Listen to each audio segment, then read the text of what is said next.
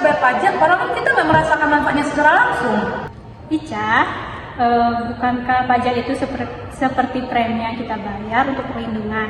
Nah, negara menyediakan infrastruktur dan keamanan, gitu, Ca. Tapi, jika terjadi bencana, negara tidak mengganti kerugian kita seperti perusahaan asuransi.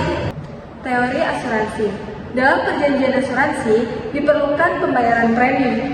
Premi tersebut dimaksudkan sebagai pembayaran atas usaha melindungi orang dari segala kepentingannya, misalnya keselamatan atau keamanan harta bendanya.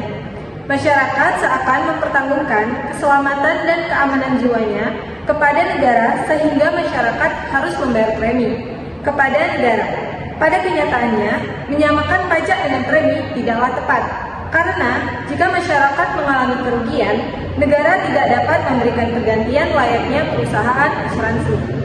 Teori kepentingan menyatakan bahwa negara melindungi harta dan jiwa warganya. Jadi, pembayaran pajak adalah pembagian beban. Betul, Mei. Jadi beban itu dibagikan berdasarkan kemampuannya. Warga yang lebih kaya membayar lebih untuk melindungi kepentingannya.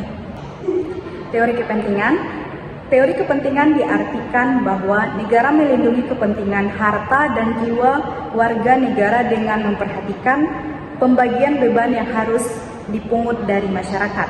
Pembebanan ini didasarkan pada kepentingan setiap orang termasuk perlindungan jiwa dan hartanya. Oleh karena itu, pengeluaran negara untuk melindungi dibebankan kepada masyarakat. Warga negara yang memiliki penghasilan lebih banyak akan dibebankan pajak lebih besar, dan sebaliknya, jika memiliki penghasilan lebih sedikit, maka pajaknya lebih kecil untuk melindungi kepentingannya. Tapi kenapa saya yang berpenghasilan rendah tetap harus membayar pajak sama sekali? Disinilah teori gaya pikul berperan. Pajak yang harus dibayar harus sesuai dengan kemampuan masing-masing. Dan itulah mengapa ada penghasilan yang tidak dikenai pajak. Jika kita mempunyai penghasilan di bawah batasan itu, maka kita tidak akan membayar pajak. Masuk akal sih, tapi menurut saya tetap tidak adil. Teori gaya pikul. Teori ini berasal dari asas keadilan, yaitu bahwa tiap orang dikenakan pajak dengan bobot yang sama. Pajak yang dibayar adalah menurut gaya pikul dengan ukuran besar penghasilan dan pengeluaran seseorang. Kekuatan gaya pikul untuk membayar pajak baru ada setelah terpenuhinya kebutuhan primer seseorang.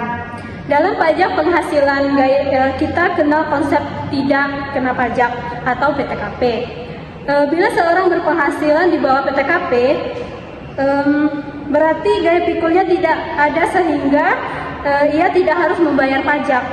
Teori ini lebih menekankan unsur kemampuan seseorang dan rasa keadilan. Mari kita lihat teori bakti. Ini mengajarkan bahwa dengan membayar pajak itu menjadi tanda bakti kita kepada negara. Ya Del, negara bertugas untuk memenuhi kebutuhan masyarakat. Nah, pajak adalah bagian kontribusi kita untuk kemajuan bersama. Gitu. Teori bakti. Teori ini disebut juga dengan teori pajak mutlak. Teori ini mendasarkan bahwa negara mempunyai hak mutlak untuk memungut pajak. Di lain pihak, masyarakat menyadari bahwa membayar pajak sebagai suatu kewajiban untuk membuktikan tanda baktinya terhadap negara karena negaralah yang bertugas menyelenggarakan kepentingan masyarakat. Dengan demikian, dasar hukum pajak terletak pada hubungan masyarakat dengan negara. Nah, yang terakhir itu kan ada teori gaya beli. Jadi, pajak di sini harus digunakan untuk kepentingan umum, bukan untuk kepentingan pribadi. Teori gaya beli. Pembayaran pajak dimaksudkan untuk memelihara masyarakatnya. Pembayaran pajak yang dilakukan terhadap negara lebih ditekankan pada fungsi mengatur dari pajak agar masyarakat tetap eksis. Teori ini mendasarkan pada penyelenggaraan kepentingan masyarakat yang dianggap sebagai dasar keadilan pemungutan pajak, bukan kepentingan individu ataupun negara. Sehingga pajak lebih menitikberatkan pada fungsi mengatur. Dalam teori ini, kemaslahatan masyarakat akan tetap terjamin dalam pembayaran pajak. Jadi, jika pajak digunakan dengan bijak, berarti saya bisa meraih manfaatnya. Tepat sekali, pajak yang baik akan membuat masyarakat kita lebih baik. Mari kita dukung pemungutan pajak yang adil dan transparan. Dengan begitu, kita semua akan dapat merasakan manfaatnya. Ingat, pajak adalah bagian dari tanggung jawab kita sebagai warga negara.